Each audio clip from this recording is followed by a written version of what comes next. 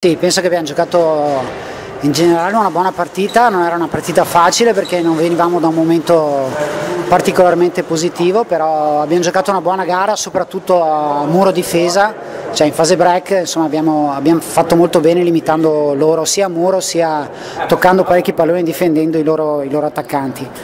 Che dire, siamo molto contenti del risultato, non era una cosa facile, siamo riusciti a gestire bene alcune situazioni tenendo basso il numero di errori. Secondo sé siamo andati un po' in confusione come ogni tanto ci succede sulla loro battuta flot, però insomma, poi da lì in avanti insomma, siamo riusciti a registrare anche questa situazione di gioco e abbiamo giocato decisamente meglio.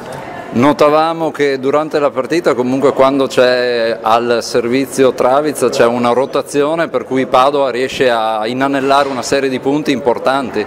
Sì, Dragan ha una battuta importante per la squadra perché è una battuta molto fastidiosa da ricevere, ne sbaglia poche, per cui dà la possibilità di prendere giro in fase muro difesa e è sicuramente una delle nostre armi quando ribatte. Adesso ci saranno 2 partite consecutive in casa alla Chiovana Arena contro Perugia, va bene una corazzata, poi con Ravenna. Può essere utile in questo momento anche a livello morale giocare 2 gare consecutive in casa oppure non cambia più di tanto?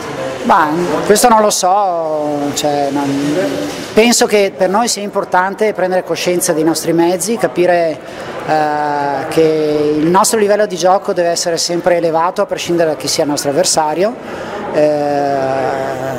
E stop, insomma, poi se il nostro avversario è Perugia come sarà la prossima settimana sappiamo che sarà difficilissimo, però comunque noi dobbiamo pensare a fare bene dalla nostra parte del campo.